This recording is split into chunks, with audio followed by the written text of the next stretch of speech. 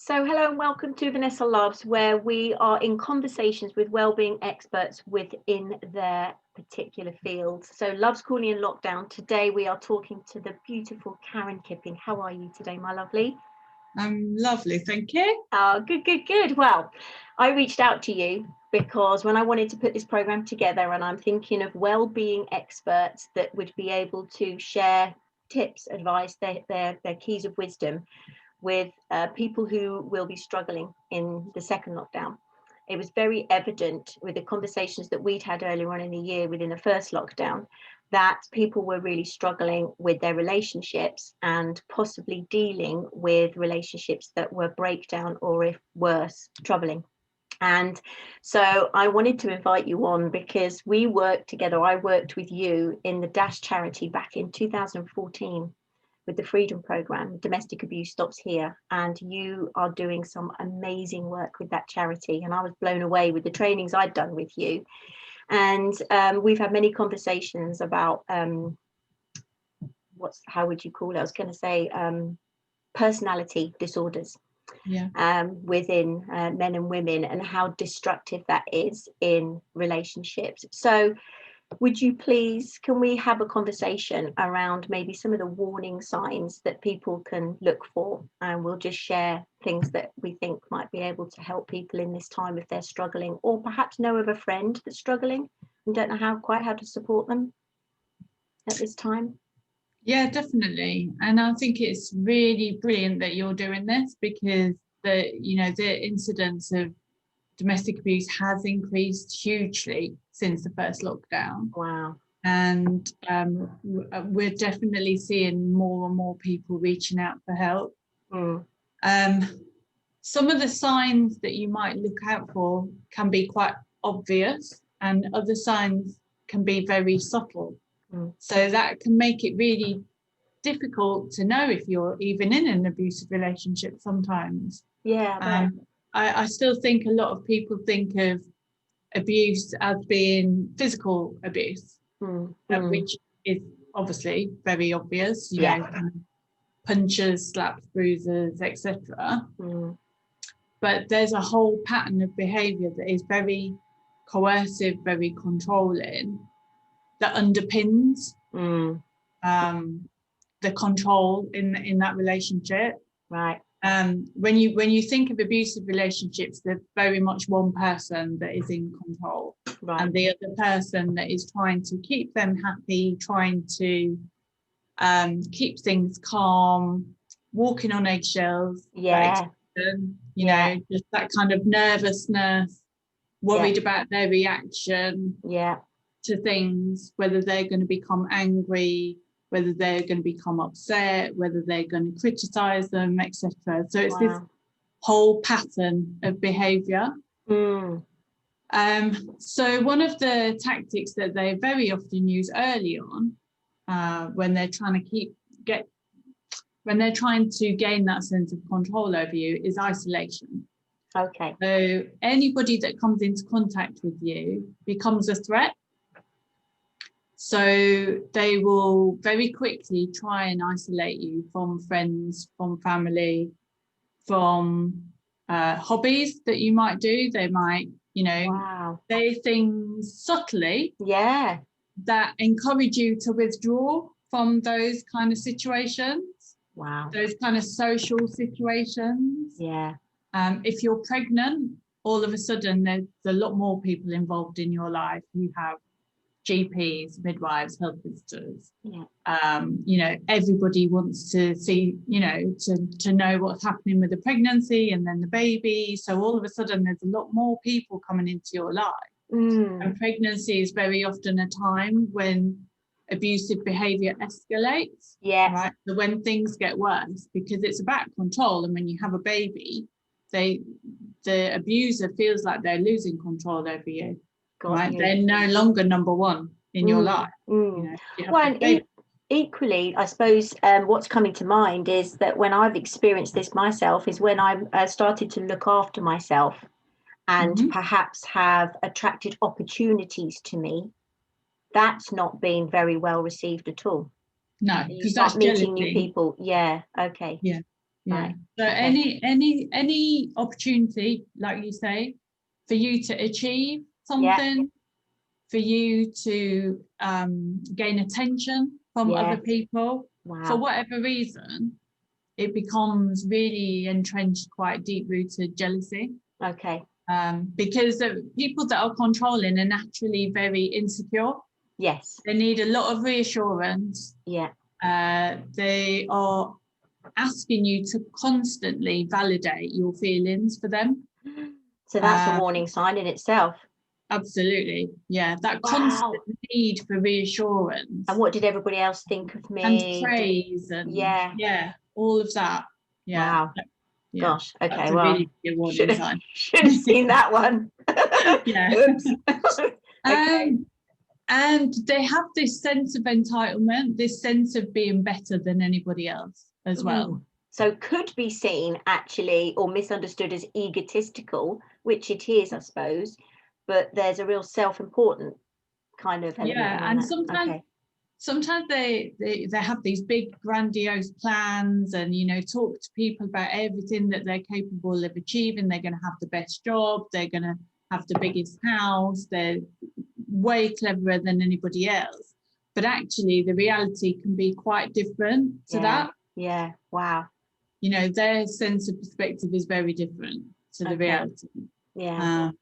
And with their behavior, when you try and challenge them about how it makes you feel, they will make excuses.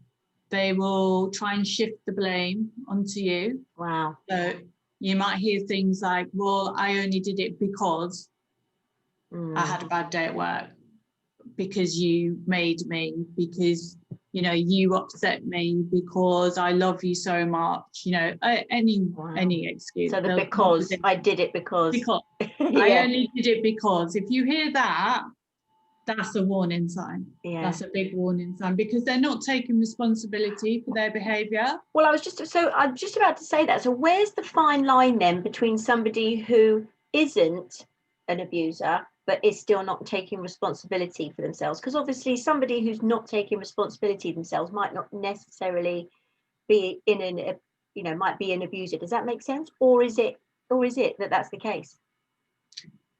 Well, it is abuse if you know that you're doing something and you're not doing anything to change it. Wow. You know, if nobody's perfect, of course, right? We all have flaws, and, you know, sometimes we need somebody to point something out to us to say, "Hi, that made me feel rubbish. You know, did you realise that the way you said this, actually, you know, it didn't make me feel great." Yeah, you know, got that. Okay. That was a criticism, and actually I don't feel like I deserve that. That makes sense. If you can say that to your partner and they take it on board and they go, "Yep, fair play, right? I hear you. I hear you. Yeah. Right, I'm going to make sure I don't do that again."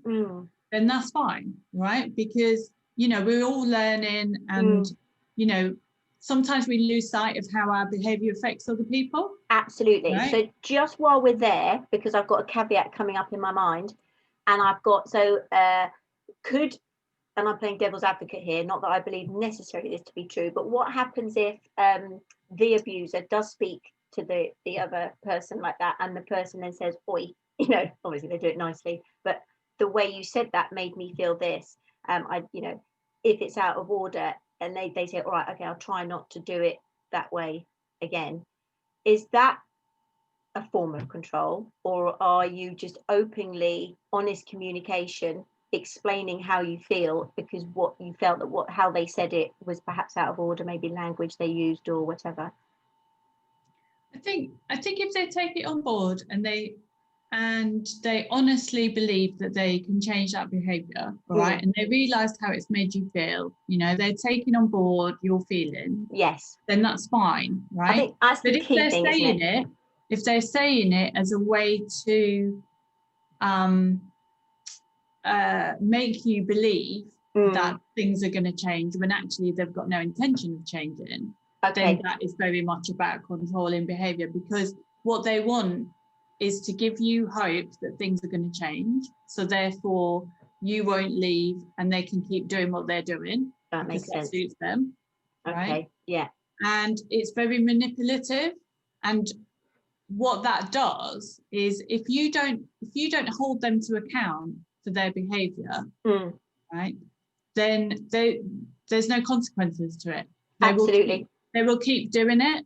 Okay. It kind of gives them permission almost to keep doing it. Yeah. Well, interestingly enough, so the thing I took from that, which is really key from what you just said, is that if you speak up and you feel heard, they've heard you, regardless of whether they think they were out of order or not. The fact that what I believe to be important here, the healthy part, which you taught me about, was the fact that they listened to you. Because when I've said, I think the way you spoke to me, that was out of order. You didn't need to shout at me like that. You didn't need to say it in such a derogatory way. I don't know where the light switch is. I don't live here, and they go, oh, well, you just stop being so sensitive. That's not being heard, is it? No, that's twisting things. That's shifting the blame. That's kind of making it your fault. Yeah. For what's just happened. Okay. And they use a combination of all of these things, all of these different tactics. So it's psychological abuse and it's brainwashing. Yeah. Right. Okay. So the tactics that abusive people use are exactly the same as people use to brainwash prisoners of war, really. Wow. It's that powerful. So you actually don't need to hit somebody to have them under your control. No. Wow. So they use the isolation. They try and get other people to influence you as well. So they might try and twist things to your friends in your family or your children. They might tell lies about you. They will criticize you and chip away at your confidence bit by bit. Yeah. Make comments about you, about your appearance, about or not completely ignore the fact that you make an effort to put something nice on, and this is both guys and girls. Obviously, the abuser can be male or female. Yeah, absolutely. Yeah, it can be. Yeah. So it can be very kind of bullying behavior, very in your face, intimidating, threatening, which makes you frightened and scared to then challenge. Is that the most obvious form of abuse, the bully? Yeah, I would say, bullying is very powerful, because obviously if somebody's getting up in your face, if they're, really talking at you, and shouting at you, or, sometimes people will say, oh, they get that look in their eye, and I know that I shouldn't challenge anything. No, absolutely. Yeah. Or they start smashing things and throwing things around. Of course, that's going to make you feel scared, isn't it? Yeah. So you're not going to challenge them. No. And, worse than that, if they actually hit you, you're going to be really worried about challenging them in future. Yeah. Okay. So what you do is you then change your behaviour to fit in with them. Yeah. Brilliant. That makes perfect sense. And it carries on. Yeah. And of course, once you allow it more and more. Yeah. Wow. And that all kind of feeds into that sense of entitlement that they have. It makes them feel even more powerful then. And then this is why abuse never gets better. When you've got abuse in a relationship, it never gets better. No. It just gets worse the longer that it goes on. Yeah. That was a key learning. It's never going to get better. You think it is. And I think that you just, when you want connection with somebody, and you just think, maybe if I just love them enough, because I think on some level you understand that the reason somebody would, when you go back to the playground, bullied people people who bully others have once been bullied, kind of. That's, hurt people, right? So, you kind of think, oh, just love them, because I think on some level I understand that they're insecure. Otherwise they wouldn't treat people like shit if they felt well. Right, so you kind of love people, but like you say, it doesn't work. It just, if that's who they are, then it's never going to work. And also, it is a choice that they're making. So yes, they may have had a bad childhood. They may have been bullied, by their parents as they were growing up. They may have got a stressful job. They may have drug issues or alcohol issues or whatever. Yeah. Right. They may have mental health issues, but ultimately, it's a choice that they're making in behaving like that, because otherwise alcoholics would be abusers as well, or people with mental health issues would abuse their partners. Doesn't work like that. No, doesn't. Okay. It is a choice that they're making because they feel that they can get away with it, and because they feel that they have to hold on to that person so tightly to make themselves feel better. What, the person that they're abusing, or the person they've become themselves? They're holding on to the person they're with. Yeah, they're so deeply insecure, and they've got such deep-rooted issues. Yeah. That the only way they can deal with those issues is to then control somebody else. Makes perfect sense. And, you know, when you talk about it like this, so it doesn't matter what you do, it's never going to fix them. No, basically. No. Well, so the only thing that you can do is to work on yourself, on getting stronger. Yeah. And getting and working on a healthy relationship. Perfect. You know? That makes sense, because it's not our responsibility anyway to fix anyone. Nobody needs fixing. This is what I kind of have realized, because I didn't believe that. I thought maybe if you did love somebody, you could help them enough. But it's ultimately, in my adult years, I've recognized that, you know, we have to take responsibility for ourselves. We're the only ones that can heal ourselves. You know, be your own hero kind of thing. Yeah, I mean, it's a fascinating subject. So and it might be going off on a tangent, but just while we're there, have you ever had bullies or the abuser that has perhaps been challenged, or let's say got caught, but if the woman has come to the refuge or come to the charity, have there been any cases where the guy has turned it around, or the girl has turned it around, the abuser has gone, actually, I'd really like some help?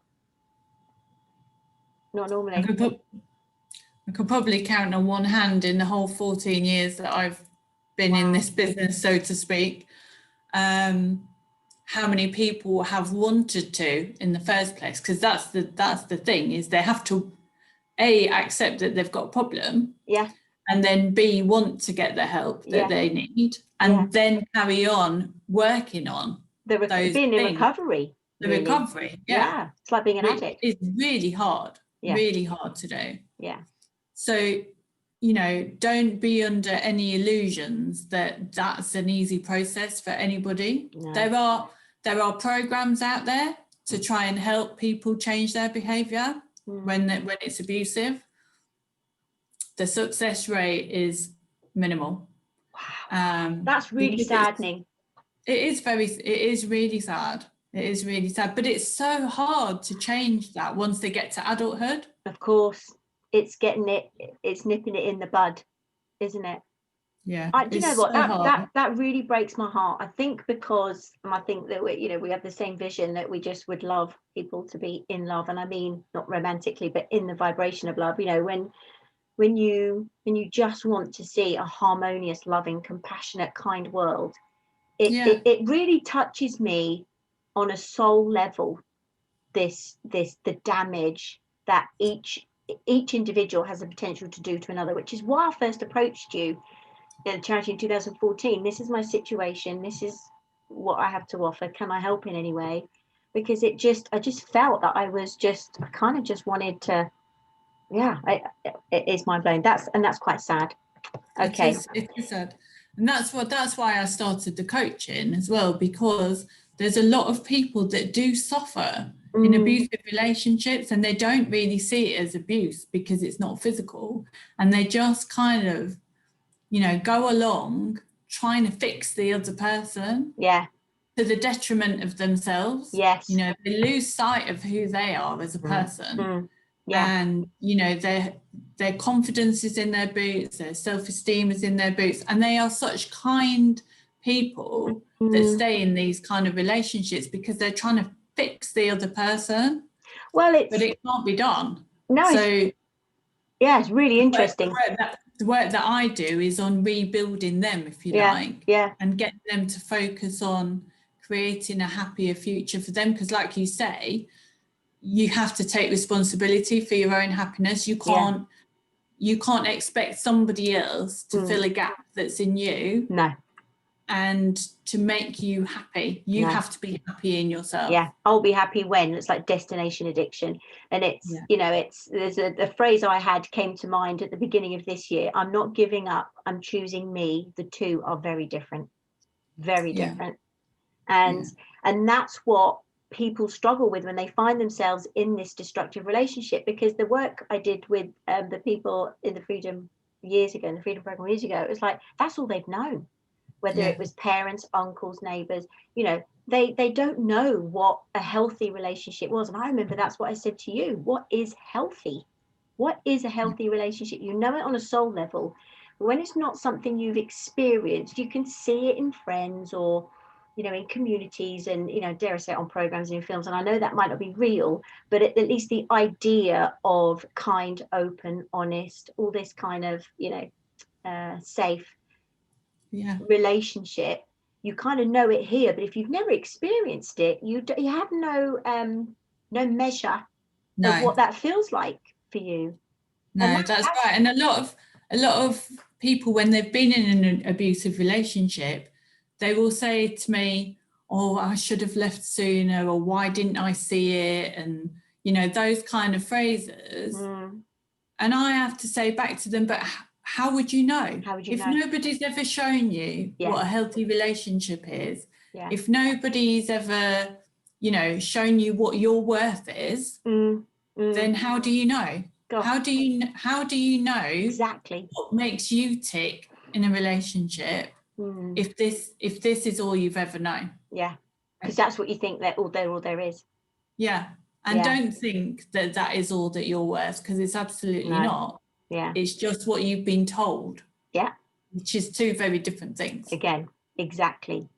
It's, you know, it's interesting because there are some obvious signs like the, you know, the hitting, the shouting, and they're in your face and all that kind of stuff. What are some of the subliminal, not quite so obvious signs? What kind of things? And also lying, you know, you don't, you know, when you kind of feel something that it's not right when they've said it, but you don't have that proof, and then you doubt that, don't you? What other subliminal maybe that aren't quite so obvious warning signs?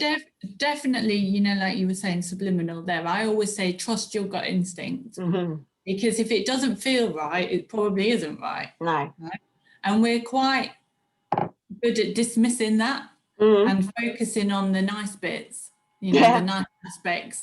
You know, we look at things through rose-tinted spectacles. Yeah, the little bit that's there. The little bits of niceness, because they're not horrible all the time. No, absolutely not. They're still not. Yeah. So are the nice times genuinely nice, or is there something underlying that, you know? You know, are they bringing you flowers just because they want to cheer you up and, you know, bring you flowers and, you know, because they want to show you how much they care? And or then you flowers because as they love an you. Apology for what they've just done. I'm sorry, flowers, I hate those. Or are they buying you gifts so that you take a nice picture, or they make you take a nice picture of it and put it on social media and say, oh, isn't he lovely? Or isn't she lovely? Look what they've done for me. That's also classic now with social media, isn't it? Oh, absolutely. I was literally just talking about that half an hour ago with another client, where her ex had put on this, you know, this thing on social media, basically talking about how little money he had in his bank account. And actually she just had through his financials for the divorce, and she knew exactly how much he had in his bank account, and it wasn't the £6 that he was talking about. Oh wow. It's amazing, isn't it? Again, it's that tactic, trying to gain sympathy from other people. Yeah, it was financial control, I suppose, is one of the things, isn't it?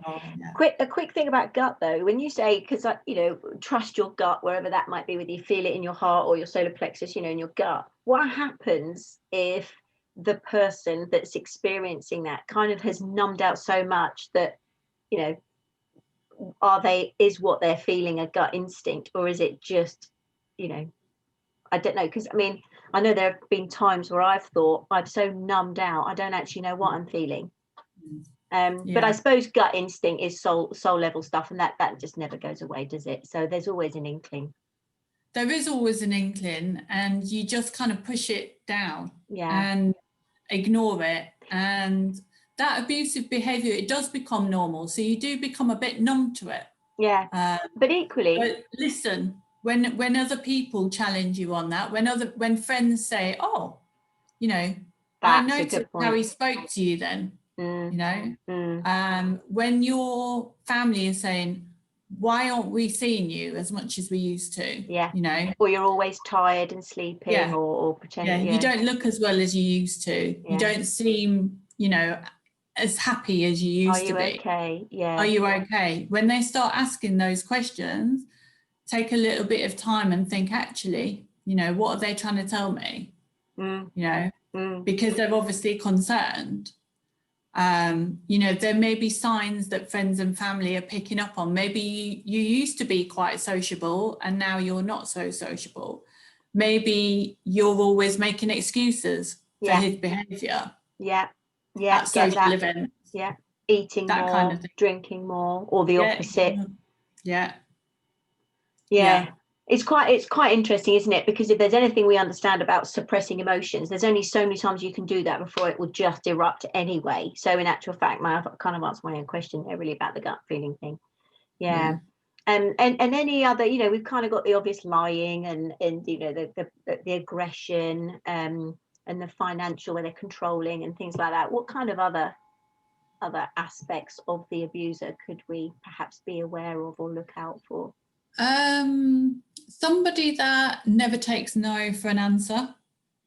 So somebody who will go on and on and on and on about it, trying to persuade you that their reasoning is right. Okay. So when you do challenge them on something, or you don't agree with them, they literally will just talk at you for hours, sometimes, really just to wear you down, so that then you go, oh well, do you know what, okay, I give in, I agree, because actually I can't be bothered talking about it anymore because you're not listening. Well, the phrase is like talking to a brick wall, isn't it? It's kind of not going in and they're not listening, and so that's a very common one. And territorial as well, I suppose. That can be, you know, within the home and outside of the home and stuff like that, where they kind of, you know, get very possessive. So they have these rules that you live by, if you like, kind of unspoken rules, and everybody has rules when they're in a relationship, and when you've got a family, because otherwise it'd be chaos, right? So, like, for instance, I cook. I'm probably the only one in my family that does cook on a regular basis, right? But the unspoken rule is that if I cook, then other people wash up and clear up, right? That's just the unspoken rule, okay? And everything works fine with that. But when you are in an abusive relationship, there's certain rules that you have to abide by, and there's consequences if you don't abide by those rules. Okay. And the even more worrying thing is that those rules change all the time, so you can't ever win. So, you know, one rule might be that, you know, say he always comes in from work and he wants his dinner on the table at 6 o'clock, right? You put the dinner on the table at 6 o'clock one day, all right, and they will find something with that meal to criticize you on, right? So the next time you make that same meal, you will have it on the table at 6 o'clock. You will have taken on board the criticism and you will have adjusted something with that meal so that the next time it should be okay. But they will then find another reason to criticize you. So the goalposts shift all the time. Oh, how exhausting. And you can never win. And that's where this phrase walking on eggshells comes from. Because you are constantly trying to predict their behavior. You're constantly trying to keep things calm. You're constantly trying to keep them happy. But it never matters what you do. No. You're just never gonna, never gonna happen. And then I suppose you just get to the point where you kind of just feel unseen, unheard, underappreciated, and you just give in. You fight even more, don't you? To kind of, or fight even more, as in you kind of keep looking at yourself. What am I doing wrong? And I call it bending yourself out, shaped like a pretzel, to accommodate. Right. And it that's a great phrase. Yeah. That is a great phrase. I like that one.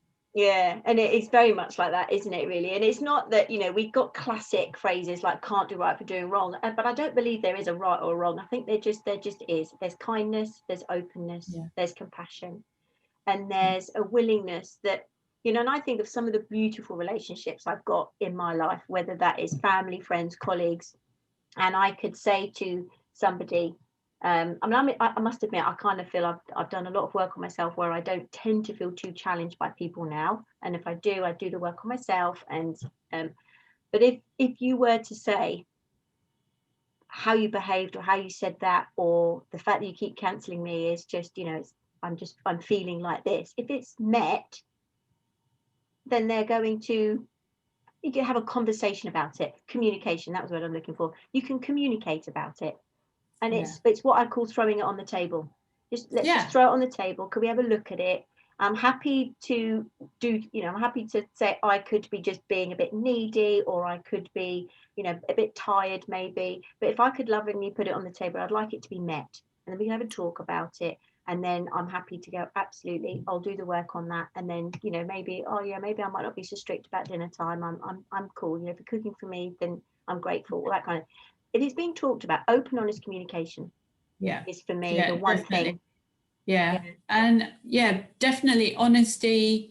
A partner should be somebody there that is supporting you, that is lifting you up, that is encouraging you, that is bringing lots of positive things into your life, rather than trying to suppress you, trying to keep you down, trying to control you. That's a whole different ball game.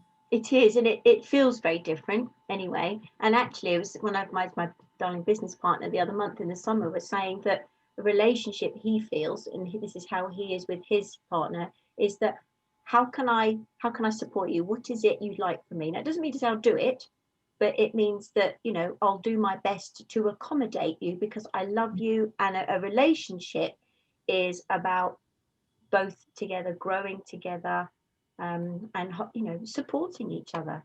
It just when I think about the relationships I have with my girlfriends, sometimes they need me, sometimes I need them. Sometimes you go out and have a laugh together, sometimes you cry together, sometimes you just, you might not see each other forever, and then you come back and it's like, oh. So that is any kind of relationship, when you can relate to somebody and you feel that you are relating to them. Is that not what it's about?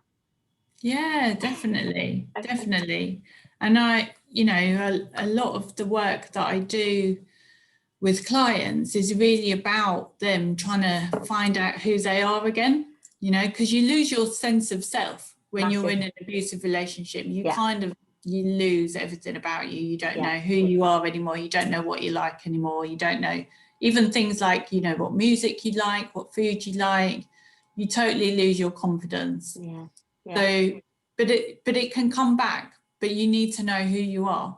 So, you test it out. You try different foods again, you try different hairstyles, you test your friendship group as well.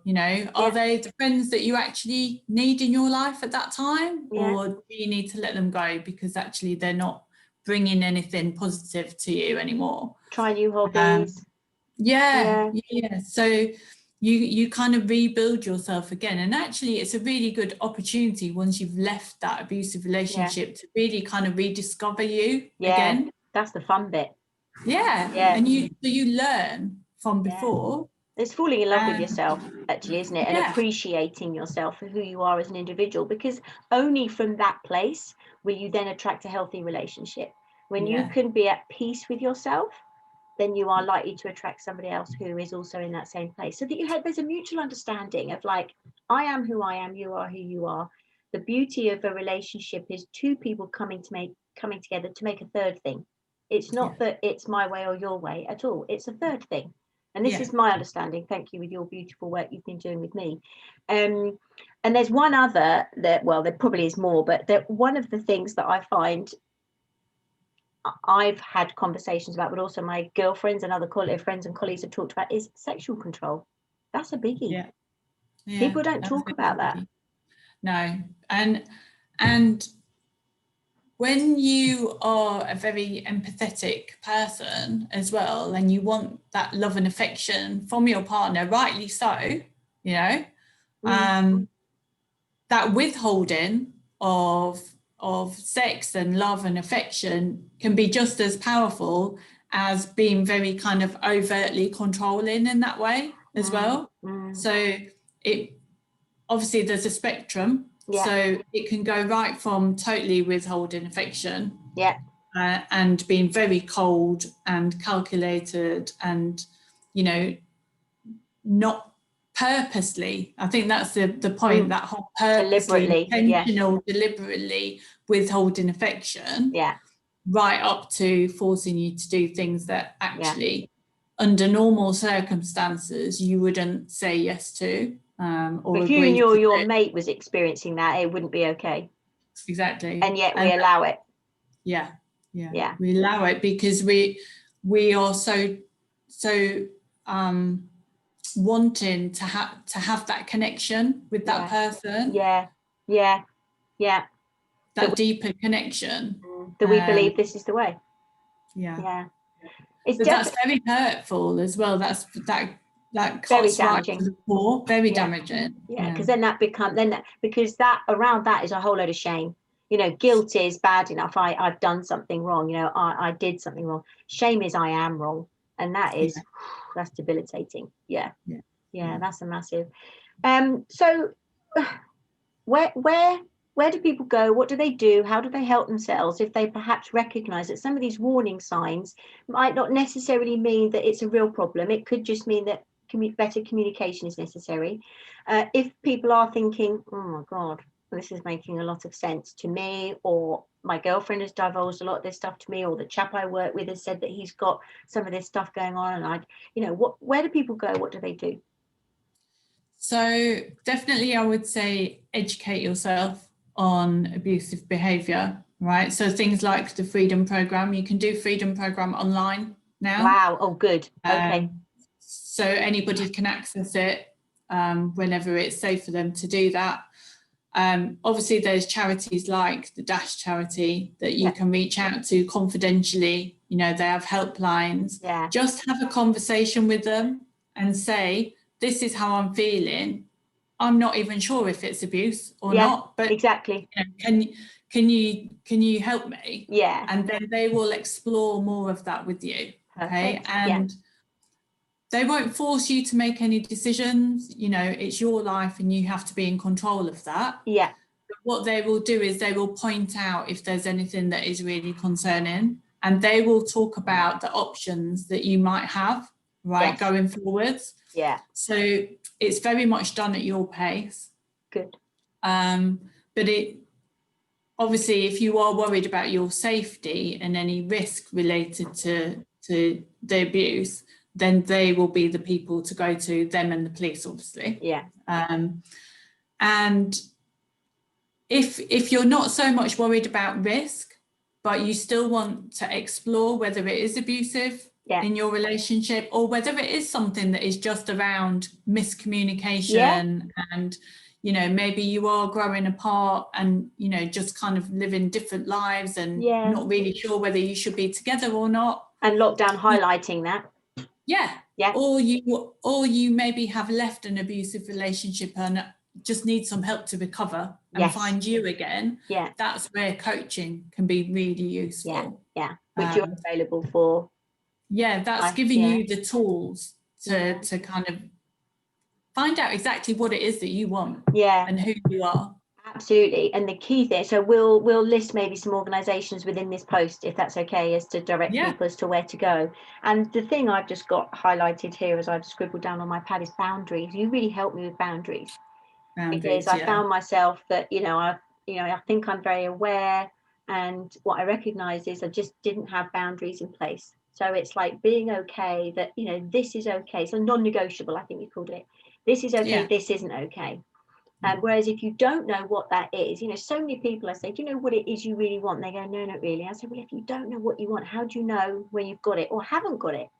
So if you don't have boundaries and you find yourself going down a pathway and you don't listen to your gut because you're too frightened to, and you end up going, oh, I've got this far, so I've got to, and the sexual thing is massive for that. But equally, all of the others, with lying and all the rest of it, you just if you don't have the boundaries, you don't have the boundaries. You know, there's no indication. That's what I'm trying to say. There's no indication as to whether this is okay or not okay. Yeah. And you definitely need boundaries. Yeah. Because your needs matter too. You know, you're just as important as the next person. Yeah, so I've learned that. Yeah, absolutely. Yeah, and that's you shouldn't give your all to somebody else to the total detriment of your needs. No, absolutely. It's 100% in and 100% in. It's not 50-50, is it? It's like, you know, you kind of, I want to show up as a whole, you know, well-being in a relationship with another whole well human being. And it doesn't mean to say everything's perfect, but from that place, there is a level of understanding and compassion and kindness where it is, you know, if you do feel triggered, you can talk about it. And that's heaven, I'm sure.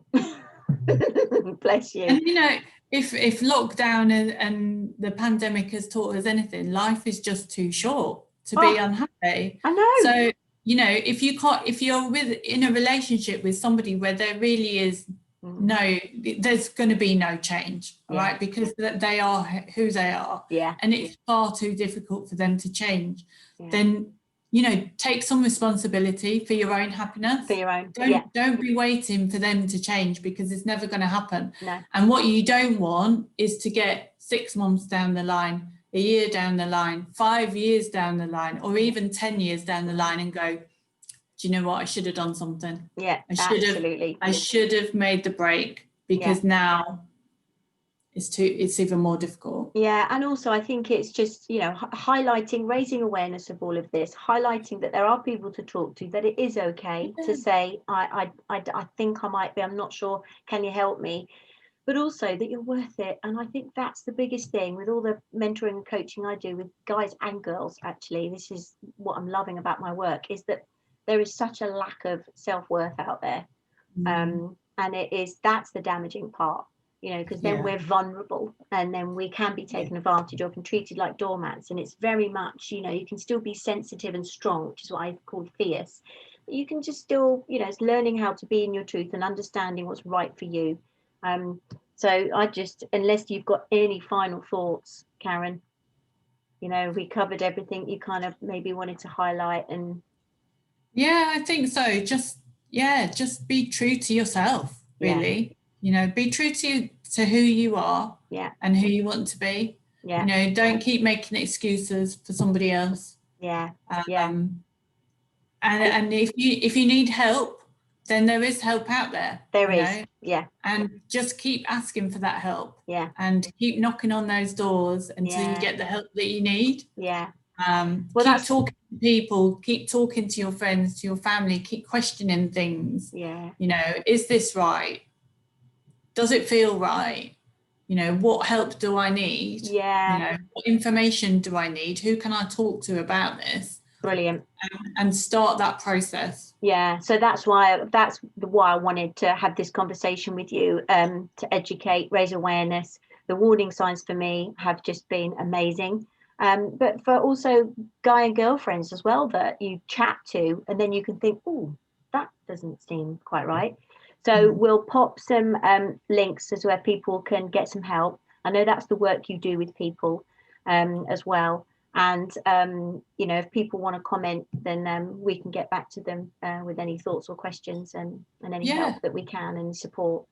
If it sparked anything for anybody and they've got questions of that, I'm quite happy for them to contact me or bless you yourself and, you know, help, because it can be confusing and it can be daunting, but just talking it through with somebody else just lightens the load a little bit. It does. You are just a beautiful woman inside and out. You've been incredibly helpful. I know you've done some great work with people over the years. You've been a godsend to me. And I just wanted to say thank you for sharing your time with me today. I really appreciate it. We'll keep raising awareness of it, at least letting people know where you are, that the charity is there to support and help, because no question is too silly. Because if you're thinking, is this me? We would much rather people reached out and, you know, had a conversation. All it takes, it all starts with a conversation, doesn't it? 100%. God bless you. 100%. Thank you so much, Caron. Really appreciate your time and today. Lovely to see you, looking amazing still, as always. Oh, you're so kind. Do you know what? I really appreciate your work with me, because I've never been happier, if I may say so. Never been happier. So thank you so much. That's God bless brilliant. you. We'll catch That's you soon. music to my ears. Good. God bless. Take care. All right. Take Bye. care.